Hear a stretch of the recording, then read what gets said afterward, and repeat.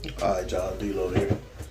So, I watched a video, I think it was the boxing voice. I think Nestor Gibbs was interviewing Andre Dirrell. Shout out to Ness. Big shout out to Andre Dirrell.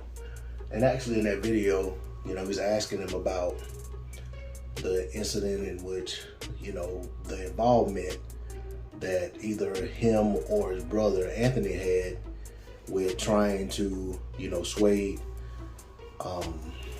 Mark Breland to throw in the towel in the second fight between Wilder and Fury. And Andre basically said, no, it wasn't his brother, it was him. And he said, yeah, he was telling Mark throw in the towel. He said, and his motivation behind that was, he's looking as a fighter. He's thinking about, Deontay Wilder's safety, and he was thinking that, he wants Deontay Wilder to live to be able to fight another day. He didn't want his career to be irreparably, irreparably, damaged. And, he really, was just thinking about, he was having empathy and thinking about, this man has a family and this, that, and the other. He needs to be able to, do the things that he enjoys in life and support the people he has to support, etc. So, with Dirrell, I'll go ahead and say it. Andre Dirrell is one of my favorite fighters of the last 20 years. I was a much bigger Andre Dirrell fan than I was Andre Ward fan. Dirrell's career just never really panned out to what the expectation was.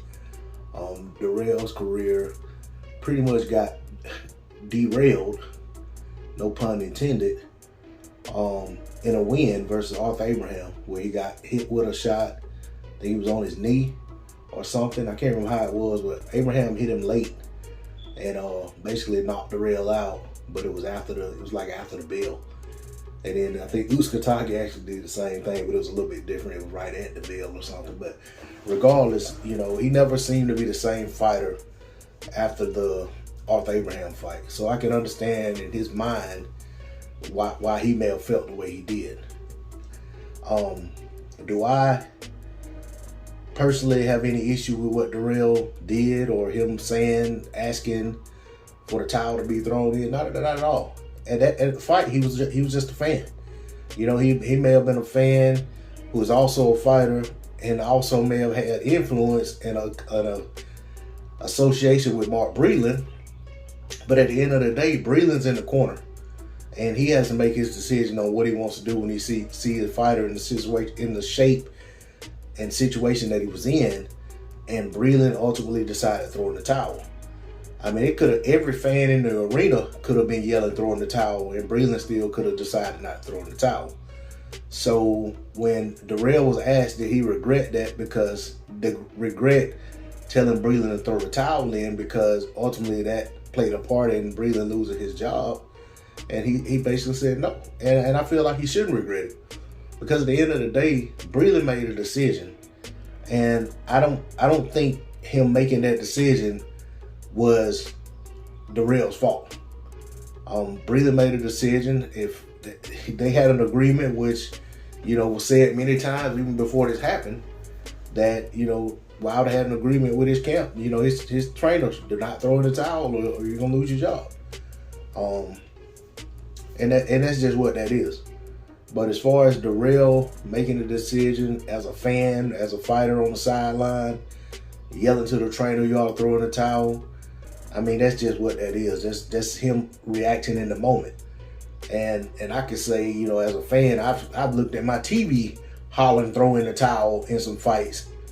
And, and the trainer never threw in the towel when the guy ended up, coming back winning. Or there have been instances where the guy ended up getting hurt worse. You know what I'm saying? I'm not going to mention certain fights because I don't want to, stoke that up. But, I'll just say that there was one fight in particular where I was basically saying that the trainer needs to just keep his man in the corner, forget what he's saying. This fight needs to end. And the fighter still went back out, and it ended up ending very badly for that fighter. Let's just say it at that. But that doesn't mean that the trainer should have done it, because me as a fan, I wanted to see that. Or if I had been ringside and I was somebody of influence, the trainer should have listened. I mean, the trainer has a job and obligation. The ref has a job and an obligation. The ring doctor has a job and an obligation. And the fighters have a job and an obligation to fight. So what some guy on the sideline says really doesn't hold that much weight. At the end of the day, Breland made a decision that he chose to make. The results of the fight are what the results of the fight the result is what it is. And you know what I'm saying? And if whatever comes out of that in terms of, you know, Mark Breland and Deontay Wilder ever burying the hatchet, or Wilder not having, you know, want to have anything to do with the Dirrell brothers or whatever, then that's all up to them. They're all grown men. But me as a fan, I'm not upset with a fighter having compassion for another fighter. I don't look at this as some type of conspiracy where it was like he really just wanted to help Fury get that win, you know. But at the end of the day, only he knows what was in his heart. And even with that, as I stated, Breland was the trainer who made the choice to throw in the towel. And that's just where it is. That's all I got to say on the subject. D-Lo 404 Boxing. Like, share, comment, subscribe. I'm out. Peace.